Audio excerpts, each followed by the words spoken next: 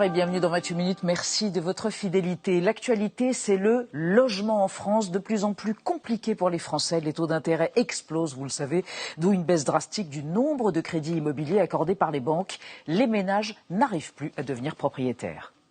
Ce que je veux plus voir, c'est des gens qui viennent me voir dans ma permanence, qui me disent moi j'ai les moyens d'emprunter et ma banque me dit non, me suit pas parce que alors que je pourrais changer de maison, alors que je pourrais en acheter une, alors que je pourrais, bref, il faut plus que ça arrive. En parallèle, le marché locatif est en crise du fait des passoires thermiques qui seront interdites à la location à partir de 2025. Si les Français ne peuvent plus devenir propriétaires ni locataires, la bombe sociale du logement n'est pas loin. Comment la désamorcer? Ce sera le thème de notre débat ce soir avant de parler histoire et culture populaire avec Alix Van P et Xavier Mauduit. Bonsoir Elisabeth. Bonsoir tous les deux. Au programme. Gros mouvement de grève aux États-Unis, comme le pays en a rarement connu, avec une première, un président des États-Unis sur un piquet de grève, c'est Joe Biden, en soutien aux grévistes, l'occasion d'évoquer les grèves de 1937 avec la fâcheuse attitude d'Henry Ford. Et vous, Alix, vous nous emmenez à Rouen? Oui, si vous aimez chanter Toréador, prends garde et que vous aimez en plus la fin du 19e siècle, alors vous allez être ravis. L'Opéra de Rouen joue en ce moment l'opéra comique Carmen, comme lors de sa première représentation en 1875. À tout à l'heure. Et pour commencer, un événement, un patronyme légendaire porté par un homme qui a choisi dans la douleur de se forger un destin et un prénom, Ahmad Massoud, fils du lion du Panjshir, du commandant Massoud, et depuis la prise de Kaboul par les talibans en août 2021, chef de la résistance afghane, est avec nous en exclusivité. C'est parti.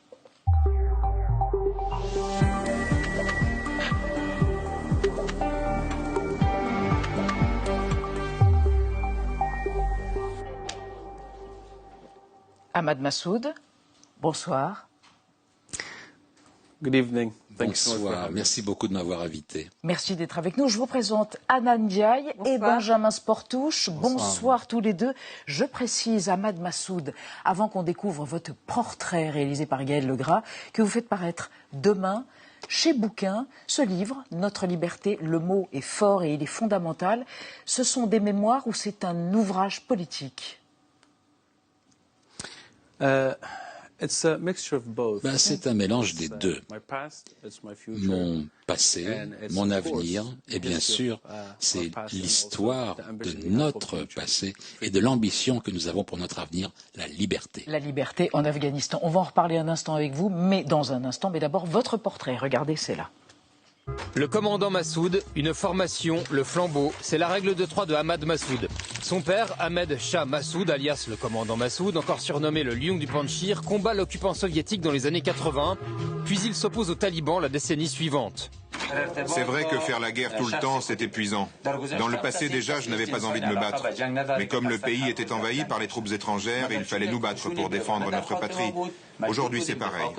Ahmad, né en 1989, seul fils d'une famille de 6 enfants. Le 9 septembre 2001, le commandant Massoud meurt, victime d'un attentat commandité par Al-Qaïda. Ahmad a 12 ans. Le 8 septembre, j'étais un enfant. Le lendemain, j'ai dû me transformer en homme. Ce n'est pas dur, c'est infiniment dur. Exilé en Iran, il revient en Afghanistan un an plus tard pour commémorer l'anniversaire de la mort de son père. Si des ennemis attaquent à nouveau l'Afghanistan, je défendrai mon pays de la même façon que mon père. Je ne l'abandonnerai pas.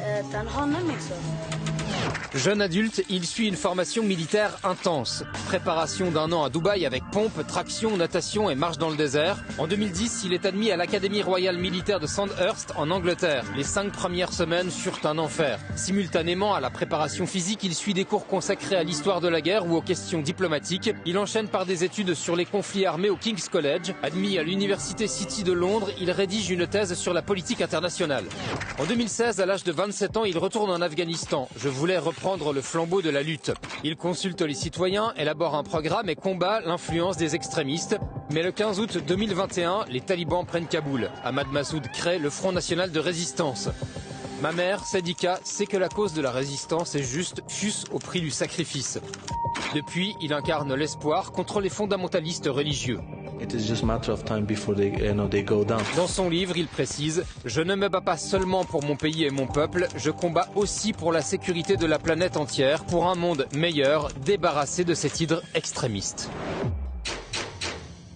Ahmad Massoud, on n'a pas pu s'empêcher tous les trois de vous regarder au moment où vous regardiez les images, d'abord de votre père, le commandant Massoud, mais ensuite de vous-même.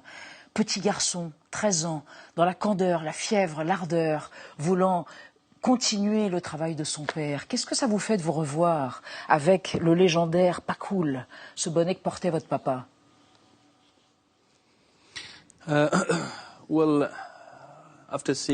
Après voir ces images, est arrivé aussi ce devoir, cet héritage que j'avais apporté, et aussi lourd qu'il soit. Mais dans le même temps, c'était très bien de rafraîchir cette mémoire, que c'est vraiment pour la cause juste. Vous vivez dans la clandestinité, vous changez sans arrêt de domicile, on ne peut pas savoir où vous êtes puisque vous êtes une cible pour les talibans. Vous êtes, Ahmad Massoud, à la tête du Front national de la résistance, le FNR. 3000 hommes dans un pays de 40 millions d'habitants, c'est bien peu, ma foi, 3000 hommes.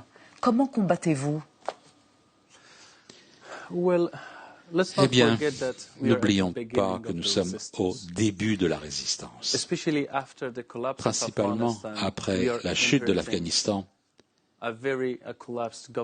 nous avons dû faire face à un pays fracassé, un gouvernement effondré et un pays qui a été abandonné par le monde. Bien sûr, lorsque nous sommes seuls, il faut commencer petit parce qu'il faut avoir les capacités nécessaires.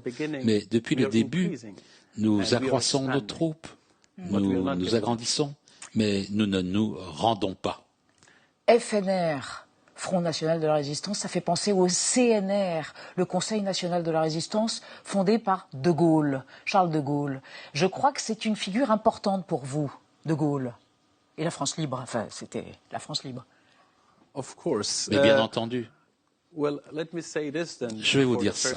Pour la première fois, je ne l'ai pas dit précédemment. La résistance que mon père a débutée,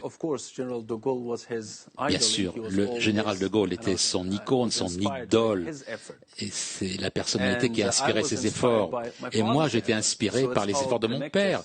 Donc c'est ça le lien, bien entendu. Benjamin. Est-ce que vous avez l'impression que l'Occident vous aide suffisamment? On a l'impression que nous, nos regards sont aujourd'hui tournés vers l'Ukraine, mais plus vers l'Afghanistan. Bien sûr, je peux dire que malheureusement, le monde occidental nous a totalement oubliés, nous, l'Afghanistan. Et vous êtes occupés avec l'Ukraine, bien sûr, c'est compréhensible. Mais la situation de l'Afghanistan n'est pas quelque chose qu'il faut prendre à la légère. Malheureusement, il n'y a pas de politique concrète en ce qui concerne l'Afghanistan et comment résoudre la situation en Afghanistan. Le terrorisme croît en ce moment et la seule ligne de défense, c'est la résistance des gens en Afghanistan. Vous êtes en France, vous passez 10 jours en France, vous irez peut-être à Strasbourg, on ne sait pas, on ne veut pas le dire. Qu'attendez-vous concrètement? De l'argent, des soutiens diplomatiques, politiques? De quoi avez-vous besoin?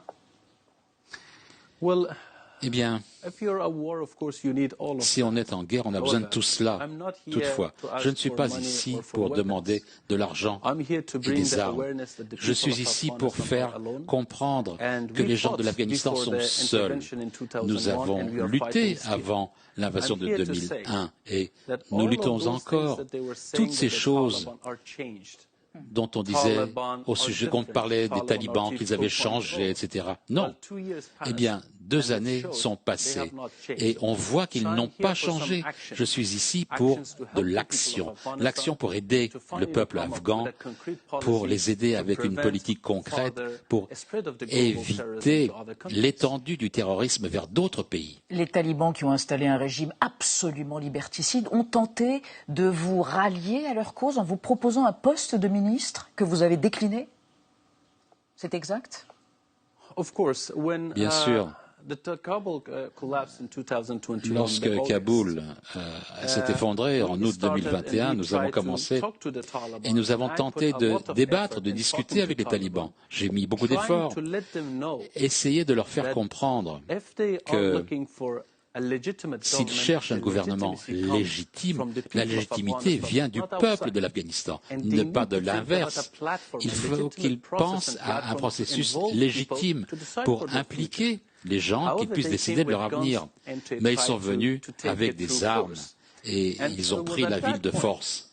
Et à ce point-là, lorsqu'ils ont dit que ne vous inquiétez pas des gens, on a un siège pour vous au gouvernement, devenez ministre chez nous. Moi, j'ai refusé. Et j'ai dit, la résistance, c'est pas simplement pour ma propre personne, mais c'est pour le peuple afghan. Et j'ai refusé le poste. On va évoquer avec vous, Ahmad Massoud, la situation des femmes. Là-bas, c'est un supplice. Elles sont interdites d'éducation. Elles n'ont plus aucune liberté. Certaines femmes afghanes ont été exfiltrées par le Pakistan. Ils sont arrivés en France. On en parle avec vous, Anna. Oui, tout à fait. 5 femmes et 3 enfants, précisément, ont atterri à l'aéroport de Roissy-Charles de Gaulle le 4 septembre et ont pu demander l'asile en France. Alors, ces femmes, elles sont anciennes directrices d'université, présentatrices de télévision, enseignantes ou consultantes pour des organisations internationales. Et c'est justement parce qu'elles ont occupé des positions importantes dans la société afghane que le gouvernement français a estimé qu'elles étaient beaucoup plus menacées et qu'il fallait donc les accueillir. Mais en réalité, cette évacuation, elle était aussi réclamée par de nombreuses associations qui militent pour un programme d'accueil beaucoup plus ambitieux et notamment pour la création d'un couloir humanitaire féministe. Alors 5 femmes, c'est un geste symbolique, mais ce n'est pas suffisant. Selon l'association Terre d'Asile, des centaines d'autres femmes réfugiées au Pakistan, comme vous l'avez dit Elisabeth, pourraient bénéficier de ce type d'évacuation. Ahmad Massoud, est-ce que vous pensez que la France doit accueillir toutes les femmes afghanes ou que, comme vous, elles doivent résister là-bas en Afghanistan? Tout d'abord, je voudrais utiliser cette plateforme pour remercier le gouvernement français, le peuple de France et l'Europe et le monde libre de leur soutien pour l'Afghanistan, qui ont permis à ces femmes de venir dans leur pays. Je vous remercie. Mais toutefois, accepter les réfugiés, ce qui est très important à ce stade, je vous remercie, mais ce n'est pas la seule solution. La résistance que nous menons doit préparer l'Afghanistan pour que les réfugiés puissent revenir et vivre en harmonie et en paix les uns avec les autres. Est-ce que la France ou tout autre pays peut accepter ou permettre à 14 millions, à 40 millions d'Afghans de venir vivre ici? Non. Peut-être 1, 2, 10, ou 50, ou 100 000, ou même 1 million. Mais il y a 39 autres millions sur place qui sont là-bas. Donc ce n'est pas une solution à long terme. C'est la raison pour laquelle je suis ici pour vous dire. Je résiste parce que j'aime mon pays. Et je veux vivre dans mon pays avec dignité, en paix, en liberté, tout comme ici. Et ça, c'est la solution. Et le monde doit nous aider à préparer le pays pour que plus de réfugiés puissent revenir dans leur pays en Afghanistan. Ça, c'est la vraie solution. Ahmad Massoud, une dernière question. Un islam éclairé, modéré, qui accepte toutes les nuances de la tolérance et la parité entre les hommes et les femmes, c'est possible en Afghanistan? Presque le soufisme en quelque sorte. C'est possible un jour? Tout à fait. Mon père était le meilleur exemple d'un islam moderne. Je suis ici devant vous. Je suis un exemple de l'islam modéré. Il n'y a pas d'extrémisme en islam. Malheureusement, les talibans, l'idéologie talibane, l'idéologie d'Al-Qaïda et d'ISIS est exactement celle des gens qui sont à la tête de l'Afghanistan. Si 30 ans avant les talibans, 40 ans avant les talibans, 100, 200 ans avant les talibans, les gens de l'Afghanistan n'avaient jamais une idéologie telle que celle-là. Cette idéologie a été utilisée pour des raisons géopolitiques. Ce n'est pas dans la nature de la religion ni de mon pays. Digne fils de son père. Merci Ahmad Massoud d'être venu sur le plateau de 28 minutes d'Arte. Notre liberté sort demain chez Bouquin. Et merci à l'interprétation de l'impeccable Michel Zlotowski. Merci encore. On passe à notre débat sur la crise. Bonsoir et bienvenue dans 28 minutes. Merci de votre fidélité. L'actualité, c'est le logement en France, de plus en plus compliqué pour les Français. Les taux d'intérêt explosent, vous le savez, d'où une baisse drastique du nombre de crédits immobiliers accordés par les banques. Les ménages n'arrivent plus à devenir propriétaire. Ce que je veux plus voir, c'est des gens qui viennent me voir dans ma permanence, qui me disent moi j'ai les moyens d'emprunter et ma banque me dit non, me suit pas parce que alors que je pourrais changer de maison, alors que je pourrais en acheter une, alors que je pourrais, bref, il faut plus que ça arrive. En parallèle, le marché locatif est en crise du fait des passoires thermiques qui seront interdites à la location à partir de 2025. Si les Français ne peuvent plus devenir propriétaires ni locataires, la bombe sociale du logement n'est pas loin. Comment la désamorcer? Ce sera le thème de notre débat ce soir, avant de parler histoire et culture populaire avec Alix Van P et Xavier Mauduit. Bonsoir Elisabeth. Bonsoir tous les deux. Au programme. Gros mouvement de grève aux États-Unis, comme le pays en a rarement connu, avec une première, un président des États-Unis sur un piquet de grève. C'est Joe Biden en soutien aux grévistes. L'occasion d'évoquer les grèves de 1937 avec la fâcheuse attitude d'Henry Ford.